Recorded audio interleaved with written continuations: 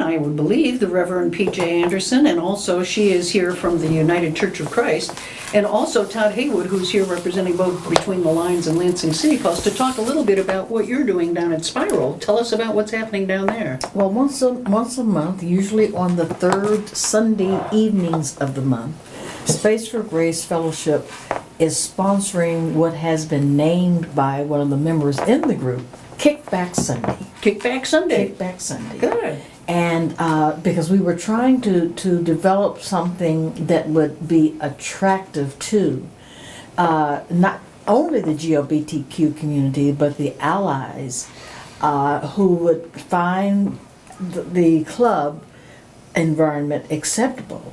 And what was kind of going on in the back of our head was all of the things that have been said and done to the LGBTQ community by the religious community, Right. and that alienation gave us the idea. Well, if they are through with us, let's widen the circle, and so that we're all in the same family. We will come to you, and Rather than make them come to your church, exactly. you go to a place that they might feel, the community might feel more That is comfortable. correct. And it's working very, very well. Are you reading a different Bible than some of these? Because they always Same say, one. can't do it because it's in the Bible. So what are it- you that's what reading a it's different one? interpreted. Or are there a few You're pages right. torn out of yours? Well, actually, he just the That's what operative he's word. interpreting. It's an issue. It's a matter of interpreting. Uh-huh. But I think that what makes the interpretation difficult is it takes work. You can't just assume that what you're hearing from the pulpit is accurate. That may be that person's experience. But if it's in conflict with who I believe God has created me to be, then we need to look at the backstory behind the scripture. And when I say the backstory, I mean who's telling the story and why are they telling the story and what's going on in that community that this kind of a story would have to be told, and how does this apply today, or does it apply? And I was willing to take that risk, but it's costly. It's costly. I in terms of having colleagues where I can just kind of hang out and talk about our vision and our dream. It's not going to happen. If one more person calls me a lesbian, I think I'm going to become one. But it's just because that's what happens. You know, people get this idea. The assumption is that you wouldn't care about that community unless you were a member of the community. That is correct. And it has a lot to do with Oliver, my soul, SOLE, godson, who died last year, and HIV/AIDS with hepatitis C complication. But before he died, he had spent at least, not to my knowledge really, he had spent about 10 years pouring into me. Mom, we need a place that is safe for us to explore and to experience our spirituality. Yes. At the time I was pastoring a traditional church, took it to the powers that be. They were very excited. But the closer we got to the launching date, the more restless. And ultimately, 3 months before my son died, he said, Mom, forget it. Let's just do it. And so we made contact at the University of Michigan, where we had our first gathering. And there was about 12 of us, and it was wonderful. For our second gathering, and that was February the 27th of last year. And at our first gathering, the question proposed was, is there a need for safe space? For LGBTQIA, SGL, for single gender loving individuals? Is there a need for there to be a non-traditional, almost an agnostic approach Right. to gathering, where we're free to ask questions and free to consider how we can be both, how we are, not how we can be, but how we are both spiritual and sexual. God, whoever our creator, the tree, whatever, creates us. God creates, and I say whatever because God is known by many names. And we are not about excluding anybody because they call their God this name. And like the lady you were talking about saying, you know, I can't do that. This is about Jesus. Well, yeah, it is about Jesus, but Jesus is not the only God. Jesus is not the only divinity that people connect with. And so the community that night said, yes, we do have a need for an agnostic approach to exploring and examining and more importantly, experiencing our sexual, spiritual selves. So, sexual is so difficult for so many religions to cope with, isn't it? Yes. I mean, it's shocking to me how I'm looking forward to seeing what happens when Pope Francis comes this fall Yes. and visits the United States, and some of the Republican candidates who have been saying, shall we say, I think it's going to put them on the spot in a lot of ways. But it's just very difficult for the church still, for many churches, to cope with the issue of sexuality. Are you still ministering at the traditional church in addition to doing this ministry? oh no. I was afraid. I realize now, in December of this year, I'm going to be celebrating 30 years in the ministry, ordained ministry. I am a retired U.S. Navy chaplain that worked with President Obama on dismantling Don't Ask, Don't Tell. And it's very interesting. Did you really? I did. Wow. And that question is a very interesting question in that the church not only will not look at LGBTQ issues when it comes to sexuality, but not even with straight people. Right. It because we They're have still been so taught, conflicted about birth control and other issues. I mean, it's Yes. very difficult. because it's about control. I mean, when you, depending on the angle that you look at Holy Writ, you can see that women are clearly being abused. I mean, from Genesis to Revelation, Yeah. Women are being abused. Yeah. And women are considered as chattel, and women are considered the bed partner, but not the boardroom partner. I mean, it's just They deserve stoning for adultery, that sort of thing. absolutely. Yeah. So I'm not sure if I've addressed your issue, but it's kind of like being a part of the traditional setting of the church is like trying to put Texas into Rhode Island. There's no fit anymore. God has blessed me with people like my son here, but like my son who died, like my daughter that I just met, or son that I just met. The more people who are providing ministry to the community that is not being ministered to by the traditional church. We are seeing the increasing, I think, development of an entirely new kind of spiritual church emerging. I read a book a few years ago about how the need for a new religion. And it is, we are working our way towards how to combine spirituality, sexuality, human achievement, human potential into some sort of new coherent body that's very accepting and very inclusive and offers a broad range of things. What kinds of things do you do at your services? We don't have a service per se. Oh. This is what we do this year, and the next year is going to be, we're going to add another a Sunday or another day of the week. But what we do is we gather for dinner. And we have some vendors. We have one vendor that is there now that sells jewelry if people want to buy it. And then just before we have dinner, we're just kind of mulling around and chitting and chatting. And then we ask one of the individuals in our presence to give the grace for the food. And then after that, we get our plates and we sit and we talk. I try to go to each table to talk with all of those who are gathered, and then some. Then we have hired 3 singers, and there'll be a song, and we'll all pay attention to the singing, and then we'll go back to chatting, and then there's another song.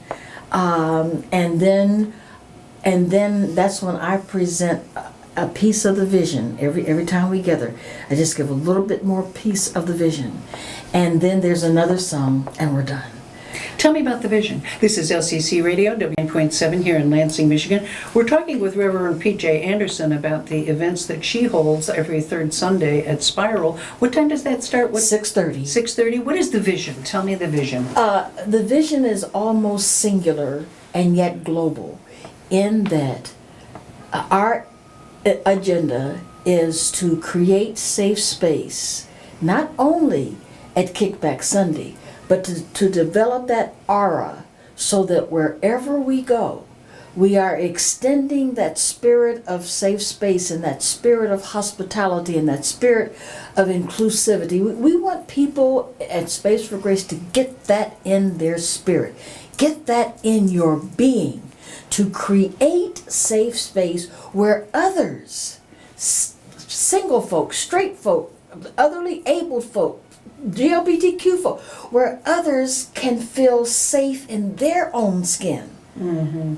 Because until we feel safe in who we are, right, there will always be that struggle. So that is the intent. That is the vision. So it's more than just I was reading today the tragic case in Kansas City where there have been 2 members of the transgender community murdered in the last year, and a community struggling. When we see the cases in Detroit, it's more than just physical safety. It's also emotional safety, from what you're telling me. It is spiritual safety. Let's get safe in here. I see. Mm-hmm. Because once you are safe within, then you can not only encourage yourself, but you can embolden yourself. Mm-hmm. And that's what's critical, is the internal piece that's missing.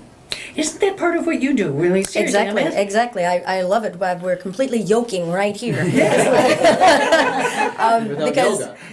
well, it is. And, I often say, I don't want you to come to this class in order to want to love your future self, or to want to change something and fix something. Oh, I'll be better when I'm 20 pounds lighter. Yes. Love the skin you're in. That's right. Love the skin you're in. Whether you're a bigger person, whether you're an LGBTQ person, whether you're an older person or younger person, whatever, a person of color, but love the skin you're in and feel each piece and not want to run away from it. So yeah, we're Yes. yoking right We here. are. Pastor, Yes, sir. when you decided to take this on, are there places where you can go and see this working somewhere else in the country? That's a good question. High points? Now Columbus that is. or I grew up in Columbus, Ohio, by the way, long before you were born. I don't know. We might have to talk.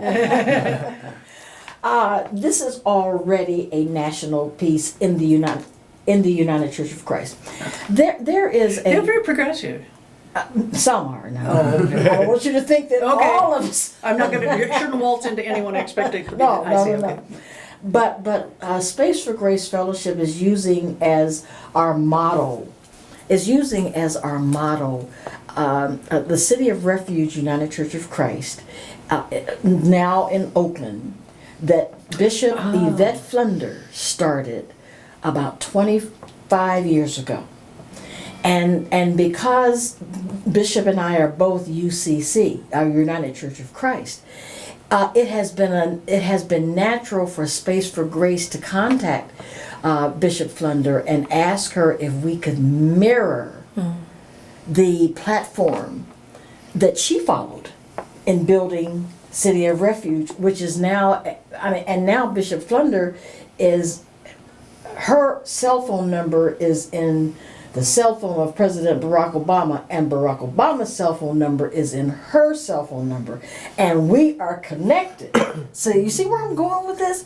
So one of the things that we are doing is creating a cooperative with the City of Refuge, and with the Fellowship of Affirming Ministries, which is the post-denominational approach to ministry. So we call ourselves Baptist, Pentecostal, Methodist, the whole 9 yards. Under the Fellowship of Affirming Ministries, which is TFAM, are about 200 churches, including 5 churches in Hong Kong, 2 churches in Africa, and a church in what's just below the border, Mexico. Thank you, the southern border. And so Space for Grace is developing a program for TFAM where people who who have a call on their lives to serve God, but not necessarily the resources or the convenience of the 4-3, which is 4 years undergraduate and 3 years graduate, to develop a program that we are calling community chaplaincy certified programs, where individuals can be trained to be chaplains in their congregation, certified chaplains in their congregation. Again, getting this radical inclusivity and extravagant welcoming and open and affirming celebration idea of safety in the ether. We just want this thing to just be. How long does that training take? We haven't met to decide that, but my guess is going to be about 18 months. Okay. And we're going to try to connect with local colleges that will at least provide CEUs. See, I, in 1962, became a member of the Universal Life Church for $5, right? It's still $5, isn't it? I think it's up to 10 now. But Oh, wow, okay. See, my problem was I couldn't afford. You could be a bishop for 15 and a saint for 20. My. I was so poor I couldn't become either one of those. So I mean, that was a slightly easier program to get into, I would think. But I mean, that's the question: is that so you're finding it's an alternative ministry that would be certified through the Safe for Grace? Space for Grace. Space for Grace. Yes. Okay. Space Which is for part Grace. of TFAM, yes? That we have made our application. That is correct. So you will then be able to have this ministry spread even further into the culture. That is correct. Can I ask how you combine, because I think this has always been a challenge, if you layer in race on top of LGBTQ, right? Okay, that makes an even more complicated situation. How does race factor into this issue? Oh my goodness. How much time do we have? Let me throw in my station ID. This is LCC Radio, WLNZ 89.7 here in Lansing, Michigan. And we're talking with the Reverend P.J. Anderson and also with Belinda Thurston and Todd Heywood here. So yes, tell me, how does race factor Oh in? my. Have you heard the terminology internalized oppression? Yes. That's how it factors in. Yeah. Because no, my child, the Bible says that isn't about that you, the individual, is an abomination. That means disgusting to God. I can't. No, let's pray. Let's fast. We got to get rid of this. Yes. You Pray know, away the gay. That's right. Pray away the gay. And so that is a lot about being black. Yeah. And the stigma. Oh.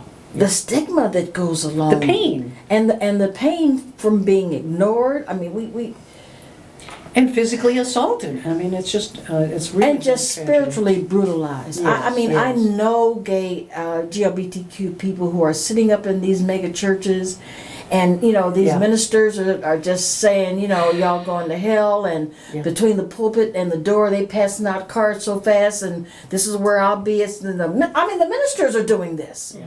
The bishops are doing this. They're standing up in these pulpits, and these ministers are saying, you're going to hell, and you're no good, and you're low down, and between the pulpit and the door, they have passed a card to that individual. Meet me at such and such a place. Or they have offered them a $100,000 salary to be the musician. The church pimps and prostitutes Yeah. the GLBTQ community of color. Yeah. Plain as well as, well, maybe the Pope will change it. But any church, any denomination, any religious movement that pimps and prostitutes and brutalizes people that are not like them, Yeah. in my opinion, have not met the Christ. And I think that's where the rubber meets the road. It's one thing to be Christian, but it's a whole new different ballgame to be godly, because that means to love everybody. Oh, excuse me. Don't yell at me. I'm just enjoying the sermon. You go. Just let it go, girl. Let it go. Amen. I'm even gonna hallelujah going on. All right. But yes. Todd's doing an altar call over here. How about that? You know- yes, it's very divisive. I'll say this and I'll stop.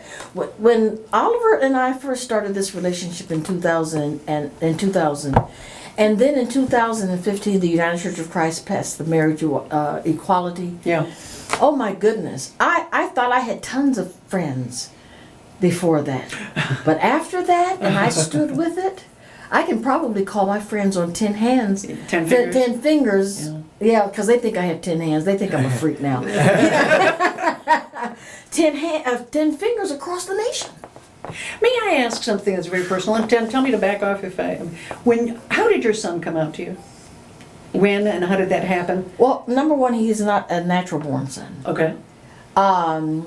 And God sent Oliver to me because God knew that I needed salvation. I was the one that was lost. Oh. And for what? That's a great perspective, by the way. And for whatever reasons, Oliver saw potential in pastoring me from hatred and homophobia and denial and resistance and resentment and bitterness.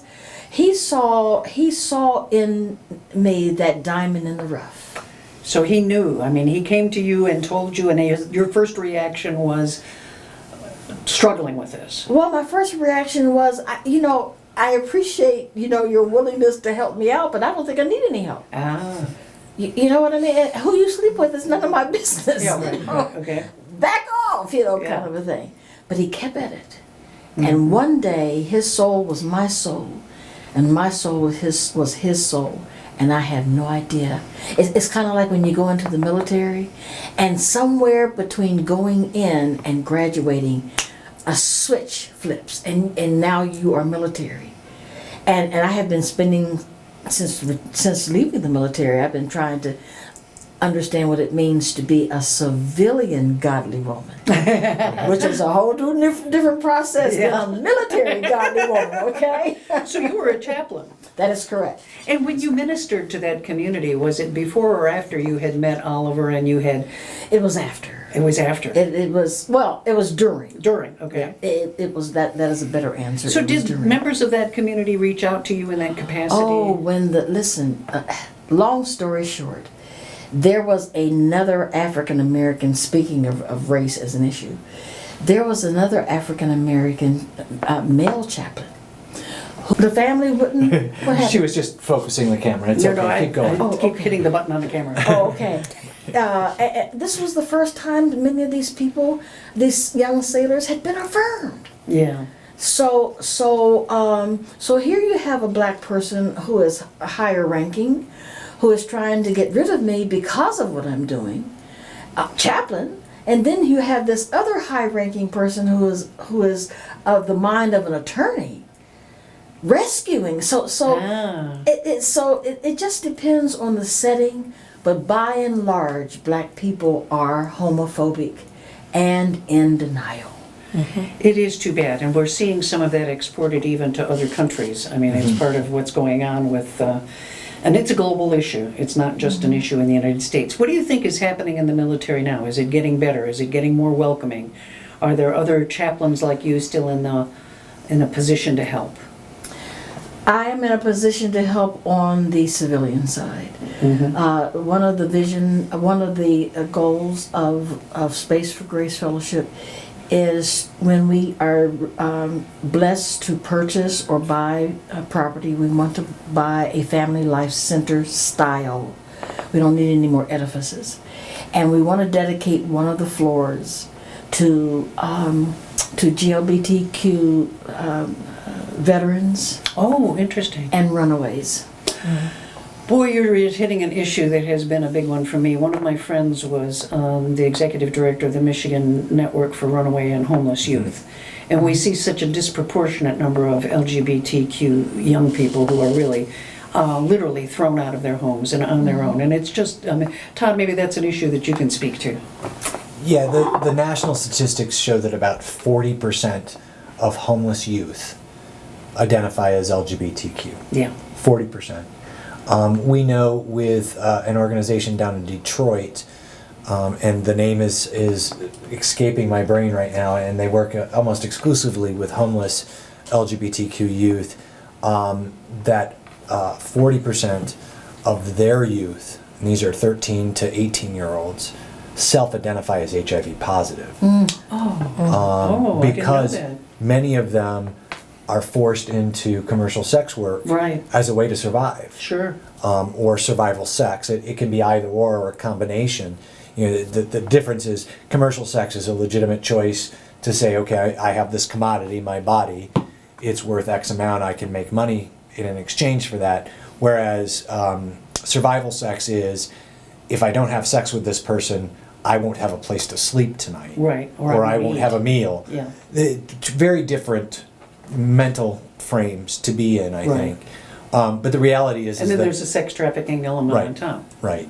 So I do think that there's a real legitimate concern here when we're talking about HIV and the rates of HIV. And of course, we know with young African American men who have sex with men and young African American trans women, young trans women of color, are being targeted disproportionately for murder right now in the United States as well. There have been 18 confirmed anti-trans murders since January 1st in the United States. Yeah. 18 of them. That's a really Including down the road in Detroit. right, and frankly, the one in Detroit does match a pattern that we've actually seen in anti-trans murders that's been ongoing as an issue for at least 8 years. We believe there's probably a serial killer at play, because it's the same type of victim that's targeted. It's the same modus operandus that's happening. It's the same bullet casings. There's too much in common for it not to be a serial killer, but because it's trans women of color that are being targeted, trans women who happen to also be commercial sex workers, there's not as much commitment to solving that crime as there would be if it was, the white girl from the suburbs who came into Detroit and got killed. Well, there's also an overlay.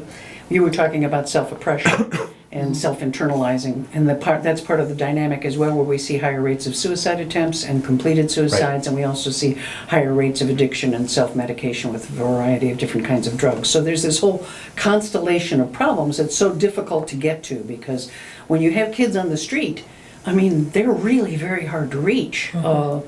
I'm assuming that's part of, you're hoping that your ministry is able to grow and deal with all kinds of people at all ages. That is correct. All kinds of people at all ages. Yeah.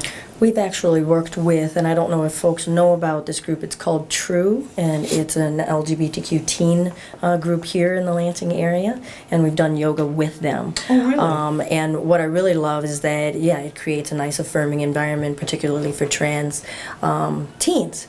And we started the group introducing each other with our name and our preferred pronoun. And so we went around. What was extremely sad was when class was ending, a parent showed up early to pick up their kid, and their kid identifies as male, and the parent was fairly rude. Just demanding, bring me my daughter, and I know what her name is, and it was just, it was so disrespectful, and it kind of shattered a bit into this safe space, that we created, but nonetheless, every one of them has to go home. They do, don't they? And if we're talking about those who have homes, Right. For this group, and you can just start to imagine why you might want to leave if your being is not being validated in who you want to be, in how you want to be addressed, how you want to be treated. It doesn't mean that you're not still this wonderful, beautiful, you're that being, you're that same being. You just can't impose upon them how they should behave, what they should wear, and how they want to identify. I kept sobbing through a Frontline special recently called Growing Up Trans. It's available online to watch for free. And it is so emotionally wrenching, because you see even mothers and fathers divided, where one parent is accepting and the other parent isn't. And it's so complicated and such a struggle for these kids. And you can't come away from that without enormous compassion for what they're going through. And you can see how these kids end up lost either in the system or on the street or not knowing where to turn. And it's wonderful to think think so that the yoga community will embrace them now, and the Christian community will embrace them. So if I were a young trans teen, I could still get into Spiral even though it's a Absolutely. nightclub? Absolutely. Good. At that hour, They can't have any alcohol. Sure. Sure. Yes. How do you do outreach? Yeah, I was How do wondering you- how you promote Word of this. mouth. Just, that's wondering, just Word of word of mouth. mouth right now. Yes, and the first time we gathered, there were about 15 of us, and half signed on the dotted line. And the second time we got 2, and this last time, which was this is August, right? So in July we got 7 more, and then in August there were 6 more new faces. So it really is and we always ask them to bring someone with them the next time. So Between the Lines is going to write about this and help to expand this and bring attention to what's happening in the community? Right, this is going to be part of our coverage for Pride, which is coming up this weekend. It's Lansing Pride, which is in August, because there are so many other Pride events going on throughout June that the Michigan Pride Organization said, let's just make ours a separate time. I thought it was later, when we were talking about it, I thought, it's not the right time of year. That actually happened about 4 years ago. They moved it to August. So they would stop interfering with all of these other prides that were popping up all over the state, which is actually really cool. Yeah. But at the same time, it also starts showing how bifurcated the LGBTQ community is becoming in the state. You know, they want to have their own regional. I see. So what we're seeing is we've got Grand Rapids, we've got Holland, we've got Muskegon, I think, has one now, Kalamazoo, Battle Creek has one. Wow. Battle Creek, Detroit, Flint. There's one in Traverse City. In fact, I almost had to drive up to Traverse City because they lost one of their speakers, and they called me the night before and said, "Can you come speak?" I'm like, maybe. There's one, I think, that's starting to form up in Marquette. So Wow. there is, in fact, there's a gay bar in Escanaba now. Really? Who knew? Who knew? I didn't know this. I do now. But the LGBTQ equality is happening in this state, and it's happening in very interesting and unique ways. And I think Space for Grace is one of those unique evolutions that's happening. And one of the other things that I'll be reporting on, I have to go to Traverse City for a conference next week, and on the way up I'm going to stop in Barrington, Michigan, which is a tiny little town about 25 minutes outside of Mount Pleasant, to interview an openly gay man who has owned a business in Barrington for 20 years. He's been openly gay the whole time. Has a European mail order bride, male. Wow. And he calls him his male, M-A-L-E, bride. And he's going to talk about what it's like to be openly gay in tiny Barrington, Michigan. That's cool. And it's going to be framed in the context that there are some young people in Barrington who are being accused of sex crimes because they're openly gay. So there's this really frightening juxtaposition that I'm going to be writing about from there. So, sorry to bring up that sort of negative, but there's a little tease for you to watch for an interesting story out of Barrington. Does BTL have a directory where people can go online to find out about things like the bar in Escanaba? There is a directory, but it's sort of self-fulfilling. So you have to go in and fill out the information yourself. I see. People can contribute. And I think the Escanaba Gay Bar is one of those that's a whisper campaign things. So I was hoping to be able to get up there when I was up north this coming weekend, but I will not be able to do that, unfortunately. But that would be fascinating, actually, to go to the gay bar in Escanaba, I think. Yes, yes. I am going to the gay bar in Traverse City, which will be an interesting experience. And that's not an underground bar? That is not. It's in fact, I was up there 20 years ago when I was on the Michigan Pride Steering Committee. We went up and promoted Michigan Pride. Parade coming up? Is there a parade? There will be a parade. In fact, let me pull up my cell phone because I actually have some texts from Gina. We've got on Friday night is the White Party. Oh, yeah. Which is going to be held right here at Adado Riverfront Park. That starts at 5 with DJ and drag performances from 5 to 7:30. There'll be a Kalamazoo band Treading Blue at 7:30. Steve Grand, who is an openly gay pop and country star, will be performing at 9. He's actually been drummed out of Nashville because he came out.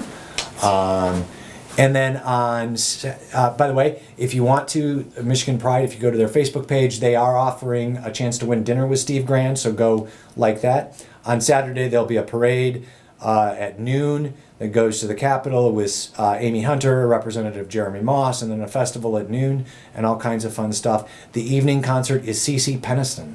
So Excellent. come on down. Well, so that's a wonderful weekend coming up, and that's perfect timing. And we're so happy to meet the Reverend here, and I want to keep in touch because I really Yes, want to find please. out more and more about what you're doing. And I hope to get you back and also talk a little bit more about what your life must have been like in the military. It must have been fascinating Yeah, to see you definitely. have to push back against a system that's not too used to being pushed back against. You're That would be correct. wonderful. And Just Be Yoga, are there things we need to know that are coming up? We've got all kinds of new classes coming out next week, so go to justbeyoga.com and check us out. You can always drop by. All our classes are drop-in and donation-based. And it's handy too, because they're all on the calendar and you can sign up right there and be authorized to go, and you know exactly that, that class is going to be there and available for you. And I want to thank everybody. Please tune in next week. This is LCC Radio, WLNZ 89.7 here in Lansing, Michigan. You've been listening to the Lansing Online News Radio Show with Bonnie and Bill. We'll be back next Monday night at 7 p.m. and thank you very much for listening.